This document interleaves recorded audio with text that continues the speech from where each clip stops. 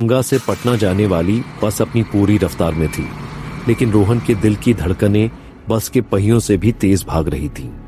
वह पिछली सीट पर खिड़की के कोने में दुबका बैठा था। उसकी आंखों में नींद का नामो निशान नहीं था। बस वह खौफ तैर रहा था जो उसने कुछ घंटे पहले अपने ही कमरे की दीवार पर देखा था। वह साया, वह परछाई जो उसकी थी मगर उसके इशारों पर नहीं चल रही थी। रोहन ने अपनी गोद में रखे बैग को कसकर भींच लिया। उस बैग में वह लाल डायरी थी। उसे लग रहा था जैसे वह डायरी नहीं बल्कि कोई जलता हुआ अंगारा लेकर सफर कर रहा है। बस में बैठे बाकी यात्री ऊँघ रहे थे। किसी को अंदाजा नहीं था कि उनके बीच बैठा यह लड़का एक ऐसी दुनिया से भाग रहा है जिसका जिक्र सिर्फ पुरानी डरावनी कहानियों में होता था। तभी बस एक गड्ढे में जोर से हिचकोला खाकर रुकी। रोहन एकदम से चौंक गया। क्या वह साया यहां भी आ गया? उसने घबराकर इधर उधर देखा। नहीं, बस का टायर पंचर हुआ था। कंडक्टर चिल्लाया, भैया लोग, थोड़ा टाइम लगेगा, टायर बदलना पड़ेगा। रात के 3:30 बज रहे थे। बाहर गहरा अंधेरा था। सड़क के दोनों तरफ घने पेड़ थे जो हवा में ऐसे हिल रहे थे जैसे किसी को बुला रहे हो। रोहन को माही की बात याद आई। वह साया दारुणा का सिपाही है। रोहन को बस के अंदर घुटन महसूस होने लगी। वह नीचे उतरा और एक पेड़ के पास खड़ा हो गया। उसने अपना फोन निकाला, माही का नंबर डायल किया। घंटी बजती रही लेकिन किसी ने फोन नहीं उठाया। लानत है, रोहन ने गुस्से में फोन जेब में डाला। पहले डराया, अब गायब हो गई। आखिर ये लड़की है कौन? तभी उसे अपनी गर्दन के पीछे कुछ महसूस हुआ। एक ठंडी, बहुत ही ठंडी हवा, जैसे कोई बिल्कुल उसके पीछे खड़ा होकर सांस ले रहा हो। रोहन के रोंगटे खड़े हो गए। उसने धीरे से पीछे मुड़कर देखा। वहां कोई नहीं था। सिर्फ सड़क के किनारे लगा एक पुराना जंग लगा हुआ मील का पत्थर था जिस पर लिखा था पटना 50 किमी। लेकिन रोहन की नजर पत्थर पर नहीं बल्कि उस पत्थर की परछाई पर गई। बस की हेडलाइट की रोशनी में वह परछाई लंबी होती जा रही थी और देखते ही देखते उस परछाई ने एक आकार लेना शुरू कर दिया। एक हाथ, लंबा टेढ़ा मेढ़ा हाथ रोहन की तरफ बढ़ रहा था। रोहन की सांसें अटक गईं। वह चिल्लाना चाहता था लेकिन गला सूख चुका था। वह साया बस के टायर के पास बैठे मैकेनिक की तरफ बढ़ा। हट जाओ वहां से, रोहन ने पूरी ताकत लगाकर चिल्लाया। मैकेनिक और बाकी यात्री उसे पागलों की तरह देखने लगे। क्या हुआ बबुआ, काहे चिल्ला रहे हो? रोहन ने उंगली उठाकर उस पत्थर की तरफ इशारा किया लेकिन वहां अब कुछ नहीं था। वह साया गायब हो चुका था। कुछ नहीं, रोहन ने पसीना पोंछते हुए कहा। उसे समझ आ गया था कि वह साया उसका पीछा नहीं छोड़ रहा। वह बस छुपकर वार करने के मौके तलाश रहा है। अगले 2 घंटे रोहन ने कैसे काटे यह वही जानता था। जब बस पटना के मीठापुर बस स्टैंड पर रुकी तो सुबह की पहली किरण फूट रही थी। शहर जाग रहा था लेकिन रोहन के लिए यह सवेरा किसी अंधेरी रात से कम नहीं था। बस से उतरते ही उसका फोन बजा। माही का कॉल था। गांधी मैदान, गेट नंबर 4, कारगिल चौक के पास। मैं वहीं हूं, माही ने बिना हेलो बोले कहा और फोन काट दिया। रोहन ने एक ऑटो लिया और गांधी मैदान पहुंचा। सुबह की भीड़ भाड़ के बीच उसे वह लड़की दिखाई दी। वह एक पुरानी रॉयल एनफील्ड बुलेट पर बैठी थी। काले रंग की जीन्स, लेदर जैकेट और आंखों पर चश्मा। वह वैसी बिल्कुल नहीं दिख रही थी जैसी रोहन ने कल्पना की थी। उसे लगा था कि वह कोई तांत्रिक या अजीब सी दिखने वाली लड़की होगी, लेकिन माही किसी मॉडर्न कॉलेज स्टूडेंट जैसी लग रही थी। रोहन उसके पास पहुंचा। माही ने चश्मा उतारा। उसकी आंखें गहरी और गंभीर थीं। उसने रोहन को ऊपर से नीचे तक देखा। जिंदा बच गए? मुझे उम्मीद कम थी। रोहन का गुस्सा फूट पड़ा। यह क्या मजाक चल रहा है? तुम जानती हो कल रात मेरे साथ क्या हुआ? वह डायरी वसाया। और मेरे दादाजी, मुझे जवाब चाहिए अभी के अभी। माही ने अपने बैग से एक बोतल पानी निकालकर उसकी तरफ बढ़ाया। चिल्लाओ मत, लोग देख रहे हैं। बैठो बाइक पर। मैं कहीं नहीं जा रहा जब तक तुम मुझे सब कुछ सच नहीं बताती। रोहन अड़ गया। माही बाइक से उतरी और रोहन के एकदम करीब आई। उसने रोहन की आंखों में देखते हुए कहा, रोहन, जिस दुनिया का दरवाजा तुमने खोला है वहां सवाल पूछने वालों को जवाब नहीं, मौत मिलती है। वह साया जो तुम्हारे पीछे पड़ा है उसे छायाचर कहते हैं। वह सिर्फ अंधेरे में हमला करता है। अभी सूरज है इसलिए तुम सुरक्षित हो, लेकिन जैसे ही सूरज ढलेगा वह फिर आएगा और इस बार वह अकेला नहीं होगा। अगर बचना चाहते हो तो हमें शाम होने से पहले राजगीर के ब्रह्मकुंड तक पहुंचना होगा। अब फैसला तुम्हारा है, यही मरना है या लड़ना है। रोहन के पास कोई और रास्ता नहीं था। वह चुपचाप बाइक के पीछे बैठ गया। पटना से राजगीर का रास्ता लंबा था। हवा के थपेड़ों के बीच माही ने बोलना शुरू किया। तुम्हारे दादाजी रघुवीर सिंह कोई साधारण इंसान नहीं थे। वह एक रक्षक थे। सदियों पहले मगध के राजा जरासंध ने अपनी ताकत बढ़ाने के लिए काली शक्तियों का इस्तेमाल किया था। उसने एक दूसरी दुनिया से समझौता किया था। दारुणा दारुणा हमारी दुनिया की परछाई है, जहां सिर्फ भूख और अंधेरा है। जरासंध तो मारा गया, लेकिन उसने दारुणा के 108 दरवाजे खोल दिए थे। रोहन ने हवा में आवाज ऊंची करते हुए पूछा, तो मेरे दादाजी का इससे क्या लेना देना? तुम्हारे दादाजी ने उन 108 में से 107 दरवाजे सील कर दिए थे। माही ने बाइक की स्पीड बढ़ाते हुए कहा। लेकिन 20 साल पहले आखिरी दरवाजा बंद करते वक्त कुछ गलत हुआ। वह दरवाजा बंद तो हुआ, लेकिन दादाजी उस तरफ रह गए, दारुणा की दुनिया में। और अब वह सील टूट रही है। वह डायरी जो तुम्हारे पास है, वह चाबी भी है और नक्शा भी। जैसे ही कोई पुराना दरवाजा कमजोर पड़ता है, डायरी का पन्ना लाल हो जाता है। कल रात डायरी ने जो संकेत दिया, खंडहर न 1, राजगीर की गुफा। इसका मतलब है कि पहला दरवाजा राजगीर में खुलने वाला है।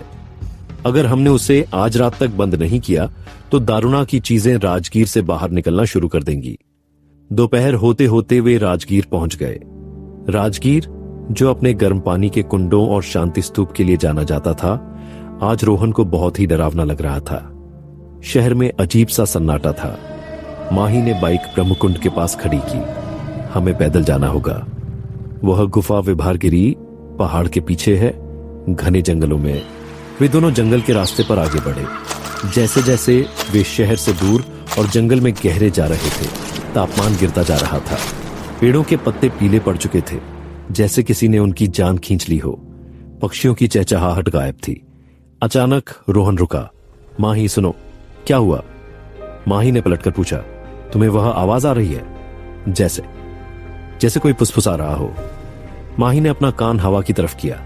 जंगल के सन्नाटे में एक बहुत ही धीमी आवाज गूंज रही थी। आओ, हमारे पास आओ। माही का चेहरा पीला पड़ गया। उसने अपनी कमर से एक पुरानी अजीब सी दिखने वाली धातु की छड़ी निकाली। उस छड़ी पर अजीबोगरीब मंत्र खुदे हुए थे। डायरी निकालो रोहन, माही चिल्लाई। रोहन ने कांपते हाथों से बैग से डायरी निकाली। डायरी अब गर्म हो चुकी थी। उसके पन्ने पड़पड़ा रहे थे। क्या लिखा है? माही ने पूछा। रोहन ने पन्ना देखा। लिखा है, जो अपना चेहरा भूल जाएगा वही गुफा का दरवाजा देख पाएगा। यह क्या पहेली है? माही ने चारों तरफ देखा। यह विभ्रम का जाल है। दारुणा हमें गुमराह कर रहा है। रोहन, मेरी बात ध्यान से सुनो। चाहे कुछ भी दिखाई दे, अपनी आंखों पर भरोसा मत करना। और सबसे जरूरी बात, अपना नाम याद रखना। बार बार खुद से अपना नाम बोलते रहना। क्यों? क्योंकि यहां की हवा तुम्हारी याददाश्त खाती है। अगर तुम भूल गए कि तुम कौन हो, तो तुम हमेशा के लिए इसी जंगल का हिस्सा बन जाओगे। चलो। वे आगे बढ़े, लेकिन अब जंगल बदल चुका था। जो रास्ता सीधा दिख रहा था, वह असल में टेढ़ा था। पेड़ ऐसे लग रहे थे जैसे वे चल रहे हों। अचानक रोहन के सामने एक झाड़ी हिली और उसमें से एक औरत निकली। रोहन? औरत की आवाज में ममता थी। रोहन ठिठक गया। मां? वह औरत बिल्कुल रोहन की मां जैसी दिख रही थी, जो 5 साल पहले बीमारी से मर चुकी थी। उसने वही साड़ी पहनी थी जो उसने अपनी मृत्यु के दिन पहनी थी। मां, तुम यहां कैसे? रोहन की आंखों में आंसू आ गए। वह मंत्रमुग्ध सा उसकी तरफ बढ़ा। रुक जाओ रोहन, माही पीछे से चिल्लाई। वह तुम्हारी मां नहीं है। लेकिन रोहन को कुछ सुनाई नहीं दे रहा था। उसे सिर्फ अपनी मां दिखाई दे रही थी, जो बाहें फैलाए उसे बुला रही थी। आ जाओ बेटा, बहुत थक गए हो, मेरे पास आ जाओ। रोहन उसकी तरफ बढ़ता गया। जैसे ही वह उस औरत के गले लगने वाला था, माही ने दौड़कर उसे धक्का दिया और अपनी धातु की छड़ी उस औरत की तरफ घुमा दी। आखबक! वह औरत किसी इंसान की तरह नहीं, बल्कि किसी जानवर की तरह चीखी, और देखते ही देखते उसका चेहरा पिघलने लगा। वह सुंदर चेहरा एक काले बदसूरत साये में बदल गया, जिसके मुंह की जगह सिर्फ एक बड़ा सा काला गड्ढा था। वह साया माही पर झपटा। माही ने फुर्ती से झुककर वार बचाया और अपनी छड़ी से साये के सीने पर वार किया। छड़ी छूते ही साया धुएं में बदलकर गायब हो गया। रोहन जमीन पर गिरा हुआ था, बुरी तरह हाँफ रहा था। वह क्या था? माही ने उसे हाथ देकर उठाया। मैंने कहा था ना, अपनी आंखों पर भरोसा मत करना। वह एक छलावा था। दारुणा तुम्हारे दिमाग की कमजोरियों को पढ़ता है। वह जानता है कि तुम अपनी मां को याद करते हो। रोहन अभी भी सदमे में था। उसने पहली बार महसूस किया कि यह कोई खेल नहीं है, यह मौत का खेल है। हम करीब हैं। माही ने डायरी की तरफ इशारा किया। डायरी अब इतनी तेज चमक रही थी कि उसकी लाल रोशनी अंधेरे जंगल को चीर रही थी। वे कुछ दूर और चले और अंत में एक विशाल चट्टान के सामने पहुंचे। चट्टान के बीचों बीच एक संकरी दरार थी जो किसी गुफा का मुहाना लग रही थी। गुफा के अंदर से सड़े हुए मांस की बदबू आ रही थी। यही है वह, माही ने कहा। खंडहर नंबर 1। रोहन ने गुफा के अंदर झांका। वहां घुप अंधेरा था। हमें इसके अंदर जाना है। हाँ, माही ने अपनी टॉर्च जलाई। दरवाजा इसी के अंदर कहीं है, लेकिन सावधान रहना रोहन। डायरी ने कहा था। मुर्दे की डाक।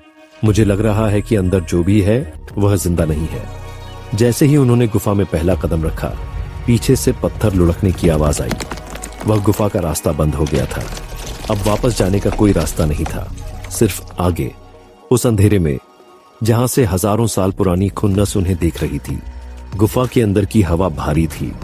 हर कदम पर पैरों के नीचे कुछ चरमराहट हो रही थी। जब रोहन ने टॉर्च नीचे की तो उसकी चीख निकल गई। जमीन पर पत्थर नहीं थे, वहां हजारों इंसानी हड्डियां बिछी हुई थीं। हे भगवान, रोहन बुदबुदाया। ये सब कौन है? ये वो लोग हैं जो पिछले 20 सालों में यहां भटकते हुए आए, माही ने कहा, और अब कभी वापस नहीं गए। तभी डायरी रोहन के हाथ में जोर से हिली।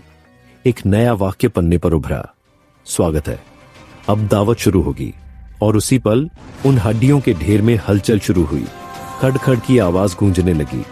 रोहन और माही ने अपनी टॉर्च घुमाई। उनके चारों तरफ जमीन पर पड़ी टूटी फूटी हड्डियां आपस में जुड़ रही थीं। खोपड़ियां हवा में उठ रही थीं। कंकाल खड़े हो रहे थे। एक नहीं, दो नहीं, सैकड़ों कंकाल। और उन सबकी खाली आंखों में एक ही लाल रोशनी जल रही थी। माही ने अपनी छड़ी कसकर पकड़ ली।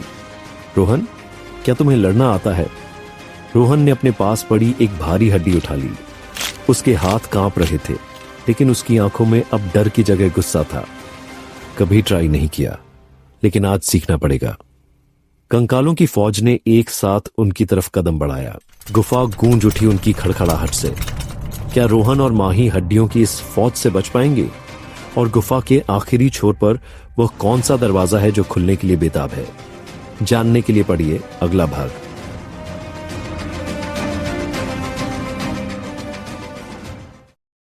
उसकी हड्डियां जमीन पर रेंग रही थीं।